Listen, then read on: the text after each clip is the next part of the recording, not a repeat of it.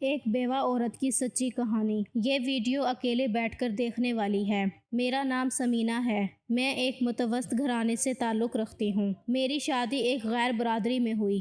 برادری سے باہر رشتہ کرنا خلاف روایت تو نہیں سمجھا جاتا تھا، لیکن خاندان میں مناسب رشتہ موجود نہ تھا۔ تب بھی والدین کو میری فکر اور پریشانی لگی رہتی تھی۔ انہی دنوں میں نے BA کا فائنل امتحان دیا تھا کہ رحمان کا رشتہ آ گیا۔ یہ لوگ ہمارے پڑوس میں بطور کرایہ دار پچھلے 3 برس سے رہ رہے تھے۔ والد صاحب سے ندیم صاحب کی دوستی گہری ہو گئی تھی۔ تبھی انہوں نے اپنے بیٹے کے لیے میرا رشتہ مانگا۔ وہ نہایت خوش شکل اور نوجوان تھا۔ والدین کے نہایت فرما بردار اور ایک اچھی پوسٹ پر ملازم تھے۔ ان میں 100 خوبیاں تھیں، کوئی عیب نظر نہیں آیا۔ ہمیں تو ابا خاندان اور برادری کی پرواہ نہ کرتے ہوئے ان کے ساتھ رشتہ طے کر دیا۔ منگنی سے پہلے کبھی کبھار امی جان کے ہمراہ ان کے گھر جاتی تھی۔ کئی بار اچانک رحمان سے سامنا بھی ہوا تھا۔ وہ ہمیشہ نظریں نیچے کر کے گزر جاتے تھے۔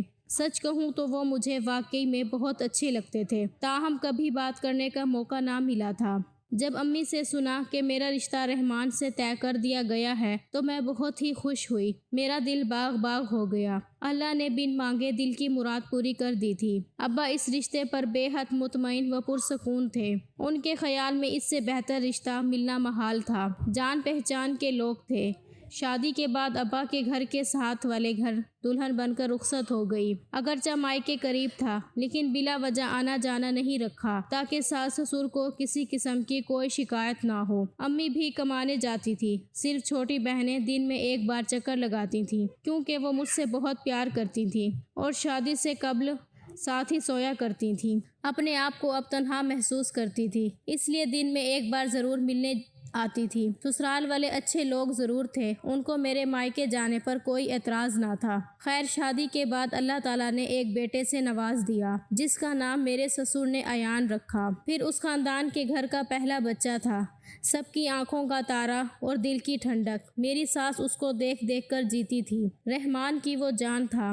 ایک لمحے کے لیے بھی وہ خود کو بیٹے سے دور نہیں کرتے تھے۔ بہت دن تک خوشنما اور خوشیوں بھرے دن گزر رہے تھے کہ اچانک ایک روز رحمان گھر آئے تو چہرہ اترا ہوا تھا۔ میں نے پوچھا کیا بات ہے؟ آپ بجھے سے ہیں، دفتر میں کوئی بات ہو گئی ہے کیا؟ کوئی پریشانی ہے؟ کہنے لگے نہیں یہ بات نہیں ہے، لیکن ایک بری خبر ضرور ہے۔ میرا تبادلہ مشرقی پاکستان ہو گیا ہے، وہاں حالات صحیح نہیں ہیں، لہٰذا آپ لوگوں کو ساتھ نہیں لے جا سکتا۔ تمہارے اور ایان کی جدائی سے پریشان ہو رہا ہوں۔ ساس سسر نے جب بات سنی تو وہ بھی پریشان ہو گئے۔ رحمان کا تبادلہ ہوتا ہی رہتا تھا، جانا تو تھا ہی۔ فکر کی بات یہ تھی کہ ان دنوں مشرقی پاکستان میں ہنگامے زور پکڑنے لگے تھے۔ بہرحال رحمان نے وہاں جا کر اپنی خیریت کی اطلاع کر دی اور کام میں مشغول ہو گئے۔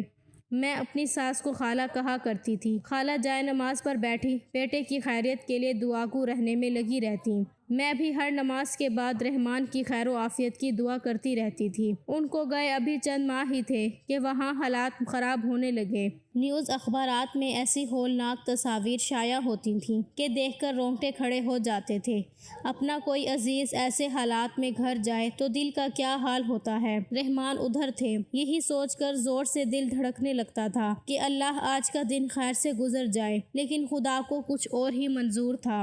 حالات بہت خراب ہونے لگے۔ رحمان کی طرف سے بھی یکایک رابطہ ختم ہو گیا۔ پھر ان کی کچھ خبر نہ ملی۔ یوں سمجھ لیں کہ وہ گمنام ہو گئے۔ میرا تو حال ہی نہ پوچھیں، جیتی تھی نہ مرتی تھی، زندگی ویران سی لگنے لگی تھی۔ ساس سسر الگ صدمے سے نڈھال تھے۔ ہمارے گھر میں ایک طوفان برپا تھا۔ ایک رحمان ہی نہیں، لاکھوں لوگ گمشدہ ہو گئے تھے۔ میرے ابا کے کچھ رشتہ دار انڈیا میں ابھی موجود تھے۔ ابا نے ان کو پیغام بھجوایا کہ آپ کسی طرح رحمان کا پتہ کروائیں۔ انہوں نے رحمان کا معلوم کرایا، مگر رحمان کا پتہ نہ چل سکا۔ البتہ اتنا معلوم ہوا کہ رحمان جس جگہ تھے وہاں کے لوگوں کی کثیر تعداد مغربی پاکستانی ہونے کے ناطے قتل کر دیے گئے تھے۔ سوائے صبر اور قسمت پر ماتم کرنے کے اور کیا ہو سکتا تھا۔ اتنے سال ساس سسر کے ساتھ رہی، پھر انہوں نے اپنے آبائی شہر کوٹ مٹھن جانے کی ٹھان لی۔ مجھ کو اختیار دے دیا، چاہو تو ان کے ساتھ چلو، چاہو تو اپنے والدین کے ہمراہ رہ جاؤ۔ اماں ابا نے صلاح و مشورے کے بعد فیصلہ کیا کہ میں انہی کے ساتھ رہوں اور ساس سسر کو جانے دوں۔ جب رحمان آئیں گے تو وہ ساتھ لے جائے گا۔ اس فیصلے پر کوئی اعتراض نہ کیا۔ میں اپنے بیٹے کے ساتھ اب اماں ابا کے گھر شفٹ ہو گئی۔ انہوں نے کرائے کا گھر چھوڑ دیا اور وہ لوگ کوٹ میٹن روانہ ہو گئے۔ رحمان اپنے والدین کا خرچہ اٹھاتا تھا۔ جب اولاد ہی نہ رہی تو ان کے والدین کو کرائے کا مکان چھوڑنا ہی تھا اور اسی وجہ سے اپنے آبائی گاؤں چلے گئے۔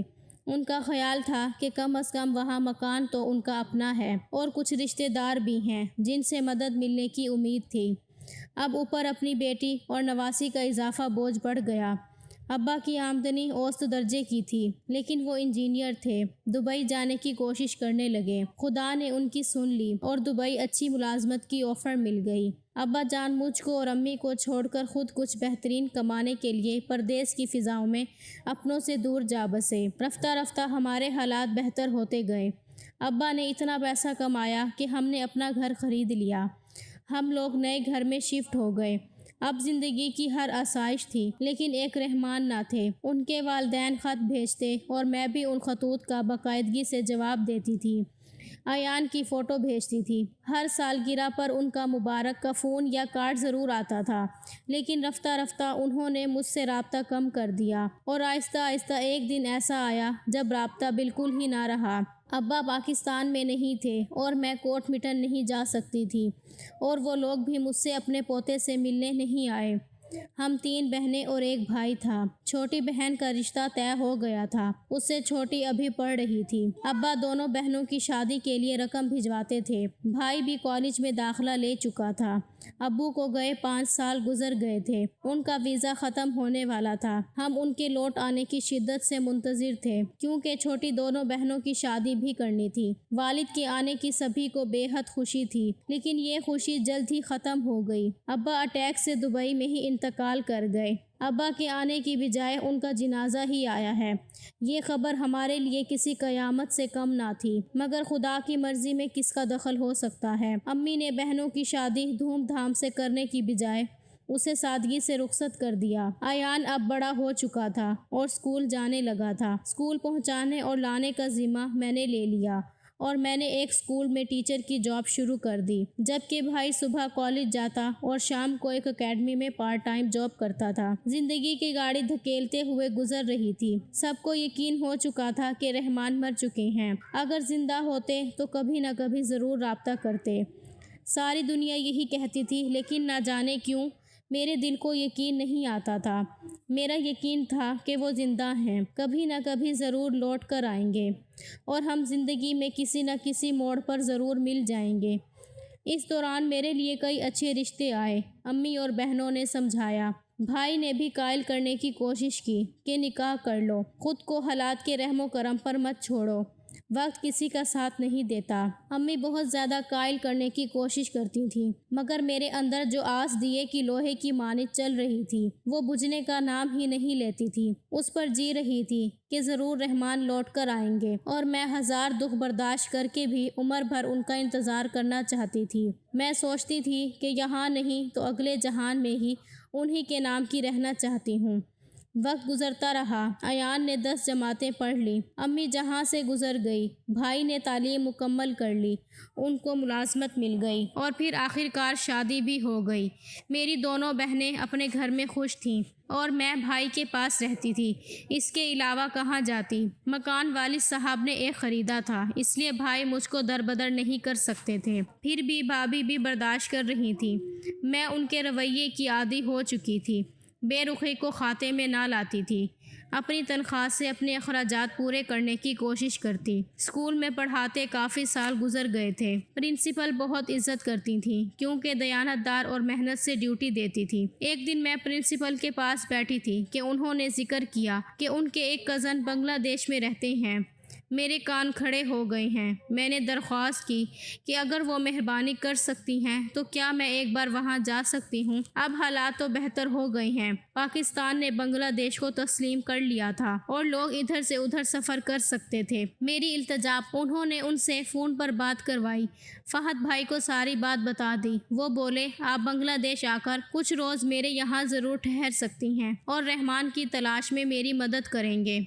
میرا مردہ دل پھر سے زندہ ہو گیا۔ میرے دل میں امید کی کرن جاگنے لگی۔ انہوں نے بنگلہ دیش بھجوانے کا انتظام کر دیا ہے۔ جبکہ ایئرپورٹ پر پہنچی تو بھائی لینے آئے ہوئے تھے۔ وہ مجھے اور ایان کو اپنے گھر لے گئے۔ رحمان کی ملازمت کے بارے میں کچھ کاغذات لائی تھی تاکہ صحیح طریقے سے تلاش میں آسانی ہوتی۔ 3 دن بعد انہوں نے بتایا کہ رحمان حیات ہے۔ ان کا ایک بنگالی دوست جو ساتھ کام کرتا تھا، اس نے رحمان کی نہ صرف ان ہنگاموں کے دوران حفاظت کی بلکہ جان بھی بچائی۔ اس شخص نے اپنے دوست خلیل کی بہن سے نکاح کر کے گھر بسا لیا ہے اور اب وہ خلیل کے ساتھ بزنس کرتے ہیں۔ رحمان کے بارے میں یہ سب سن کر مجھے اپنے کانوں پر ہی یقین نہ آیا۔ میں نے کہا فہد بھائی، کسی نے آپ کو اس کے بارے میں غلط بتایا ہے یا پھر یہ کوئی دوسرا بندہ ہوگا۔ وہ کہنے لگے بہن آپ میرے ساتھ چلیے، آپ کے شوہر جہاں رہتے ہیں اس جگہ کا پتہ لے کر آیا ہوں، ڈھاکہ چلتے ہیں۔ میں ان کے ساتھ ڈھاکہ چلی گئی۔ یہاں پہلے روز انہوں نے اپنی بہن کے ہاں قیام کیا جو ڈھاکہ میں رہتی تھی۔ اگلے روز ان کی بہن کے ساتھ ہم خلیل کے گھر گئے تھے۔ اس کی بیوی پڑھی لکھی اور مذہب تھی، بہت اخلاق کے ساتھ ملی۔ اس کی بہن نے بنگالی زبان میں باتیں کی، پھر ان کی نندوں کے بارے میں سوال کیا۔ وہ بولی ایک ہی میری نند ہے۔ کچھ سال پہلے اس کی شادی ایک مغربی پاکستان نوجوان لڑکے سے ہوئی تھی۔ پھر اس نے اپنے اس دوست کو کاروبار میں شریک کر لیا، کاروبار میں بہت ترقی کی۔ اب دوسرے ملکوں میں بھی ہمارا بزنس ہے۔ خلیل اکثر بیرون ملک بزنس کو سنبھالتا ہے، ان دنوں اٹلی گیا ہوا ہے، امید ہے کل پرسوں تک لوٹ آئے گا۔ پھر اس نے اس کی بیوی کو بلوایا جو قریبی مکان میں رہتی تھی۔ خوبصورت سانولی سیلونی، بہت پرکشش تھی، بڑی بڑی چمکدار آنکھیں۔ اس نے میرا تعارف کرایا، یہ انڈیا سے آئی ہے، میری کزن ہے۔ انہوں نے جان بوجھ کر پاکستان کا نام نہیں لیا، انڈیا کا کہا تھا کہ یہ لوگ بدگمان نہ ہو جائیں۔ فہد بھائی میرے ساتھ 2 دن بہن کے گھر رہے اور رحمان کا پتہ کراتے رہے۔ تیسرے روز بتایا کہ اگر رحمان سے ملنا چاہو تو میں ملوا سکتا ہوں، دوست کے ذریعے جان پہچان نکلوا لی ہے۔ میں نے کانپتی آواز میں کہا فہد اتنی دور اتنا لمبا سفر کس لیے کیا ہے؟ کیا بغیر ملے چلے جائیں گے؟ بہرحال اسی طرح انہوں نے ملاقات کا انتظام کیا۔ اپنی بہن کے گھر رحمان کو چائے پر بلوا لیا اور ان کو میرے سامنے لے آئے۔ رحمان نے مجھے دیکھا تو دم بخود رہ گئے۔ ان کو اپنی آنکھوں پر یقین نہیں آ رہا تھا، جیسے خواب دیکھ رہے ہوں۔ تب ہی میں نے ایان کو آواز دی جو دوسرے کمرے میں آیا تھا، ایان بیٹا آ جاؤ، دیکھو تو کون ہے؟ یہ تمہارے ابو ہیں جن کا ہم نے اتنے سال سے زیادہ عرصہ انتظار کیا ہے، آج خوش قسمتی سے مل گئے ہیں، لو گلے ملو۔ وہ میری آواز پر ڈرائنگ روم میں آ گیا۔ باپ نے بیٹے کو دیکھا تو وہ جوان ہو چکا تھا۔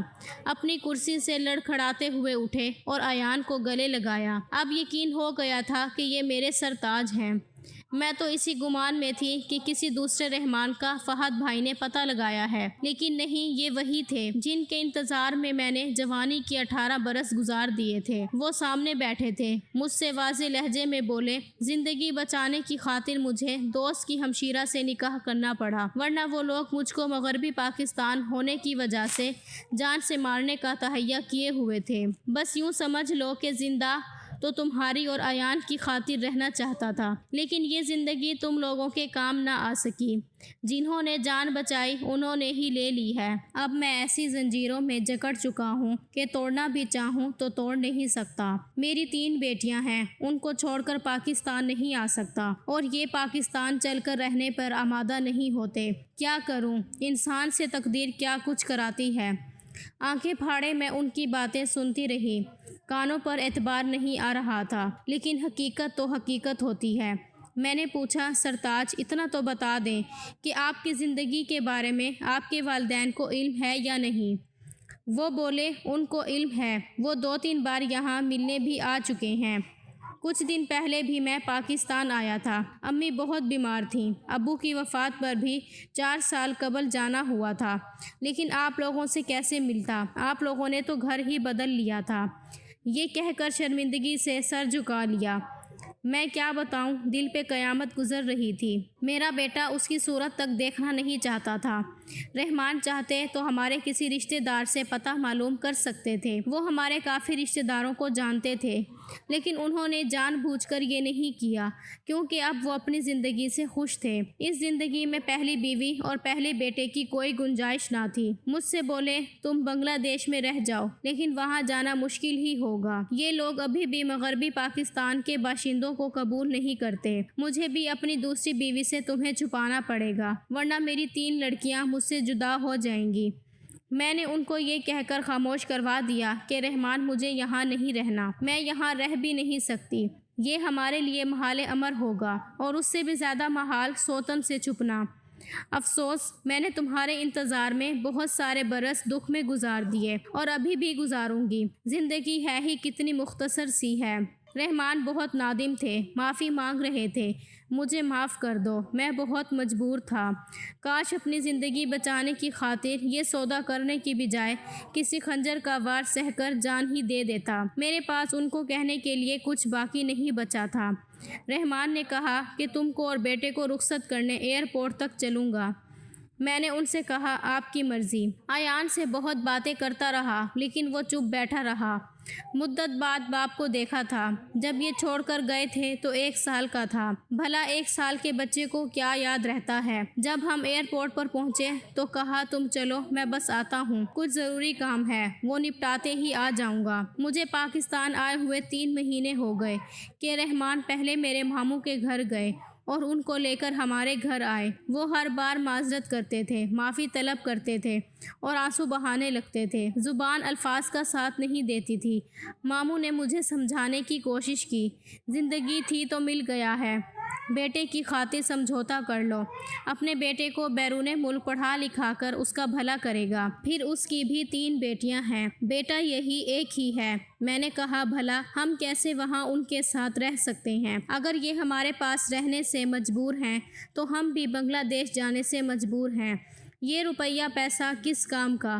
جس کو چاہا وہ نہ ملا تو زندگی جو باقی ہے وہ بھی گزر ہی جائے گی۔ ماموں سمجھ گئے کہ میرا دکھ کتنا ہے۔ رحمان واپس چلے گئے۔ 1 سال بعد ایان کو میڈیکل کالج میں داخلہ مل گیا۔ اس روز میں بہت خوش تھی۔ اب میرا بیٹا ایک ڈاکٹر ہوگا۔ اللہ نے مجھے ایان کی صورت میں مضبوط سہارا عطا کر دیا تھا۔ 1 سال کے دوران رحمان نے کئی بار فون کیا، لیکن میں نے بات نہ کی۔ میرا بھائی بات کرتا تھا اور فون رکھ دیتا تھا۔ میں کیسے بات کر سکتی تھی؟ وہ دل سے اتر چکے تھے۔ جی ہی نہیں چاہتا تھا کہ بات کروں۔ بھائی کو بھی کہہ دیا کہ مجھے ان سے بات کرنے پر مجبور نہ کریں۔ میں نے یقین کے ساری زندگی کے کٹھن دن گزارے، اور اب وہ یقین ٹوٹ گیا ہے۔ 1-2 بار بیٹے نے کہا کہ امی معاف کر دیں۔ شاید وہ اس وقت واقعی مجبور تھے، واپس نہ لوٹ سکے تھے۔ میں نے اسے بھی یہی جواب دیا، میرے بچے یاد کرو وہ دن جب میں ان کے انتظار میں نا امیدی کے گہرے اندھیروں میں ڈوب کر بھی زندہ رہی۔ لوگوں نے یقین دلایا کہ رحمان اب کبھی نہیں آئے گا۔ میں نے دل کی گواہی کی، کسی کا اعتبار نہ کیا، اور جس کا اعتبار کیا اس نے اتنے برس دھوکے میں رکھا۔ سسرال والوں کو خط لکھتی تھی تو وہ جواب نہ دیتے تھے، حالانکہ سب جان چکے تھے۔ سوچو اگر میں پرنسپل کا سہارا نہ لیتی، اگر فہد بھائی جیسے اچھے آدمی ہماری مدد نہ کرتے، اگر میں کبھی بنگلہ دیش نہ جاتی ہوں، تب کیا ہوتا؟ زندگی کی آخری سانس تک میں ان کا انتظار ہی کرتی رہتی۔ پھر اس کے ڈاکٹر بننے کا سن کر رحمان کا دوبارہ فون آیا۔ وہ صرف ایان سے بات کرنا چاہتے تھے۔ وہ ایان کی میڈیکل کالج میں ایڈمیشن سے بے حد خوش تھے۔ انہوں نے ایان سے کہا کہ وہ اپنا اسٹوڈنٹ ٹرانسفر بنگلہ دیش کروا لیں اور وہاں کے میڈیکل کالج میں تعلیم حاصل کریں تاکہ وہ اس کے سارے اخراجات اٹھا سکیں۔ ایان نے ان کی بات سن کر جواب دیا کہ آپ اصرار کر رہے ہیں تو مان لیتا ہوں، لیکن میں آپ کے پاس نہیں آ سکتا۔ میرے لیے سبھی کچھ اب میری ماں ہی ہے۔ میں ان کے بڑھاپے کا سہارا بنوں گا۔ ان کی خدمت میں رہنے کی سعادت سے آپ کبھی بھی مجھے محروم نہ کریں۔ یہ کہہ کر ایان نے فون بند کر دیا۔ فون سن کر جب وہ پیچھے مڑا تو مجھے کھڑا پایا۔ اس بار بھی میری آنکھوں میں آنسو تھے، لیکن یہ سکون اور خوشی کے آنسو تھے۔ میرا بیٹا میری طرف بڑھا، میرے آنسو پہنچے اور مجھے گلے لگا لیا۔ مجھے میرے صبر کا پھل میرے بیٹے ایان کی صورت میں ملا تھا، جو میرا بہت خیال رکھتا تھا، میری فرما برداری کرتا تھا۔ میرے لیے اس کا ساتھ ہی باعث راحت ہو گیا تھا۔ وہ مجھے سب لوگوں سے بڑھ کر تھا۔